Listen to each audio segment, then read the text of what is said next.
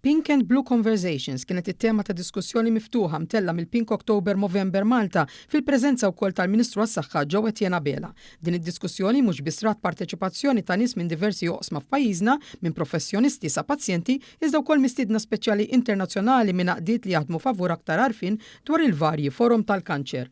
Kollaborazzjoni mal-Ministeru għas-Saħħa u l-Anzjanità Attiva u l-Aġenzija Kulturali għall-Belt Valletta l-attività rat is-sem ta' rappreżentanti mill-laqda Ewropa Uomo fost l-oħrajn. Tkellimna ma' 2 mill-membri ta' din laqda magħrufa internazzjonalment. We are here to work together, to create plan together, and we are happy because we are happy from the hospitality. And we are looking forward for a better cooperation for our targets about prostate cancer and the prevention of the prostate cancer.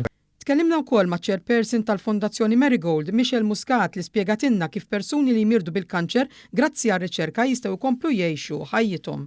Naqbdu il-konverzazzjoni dwar suġġetti li sfortunatament ħadd ma jitkellem dwarhom. Eżempju, kanċer fl-irġiel.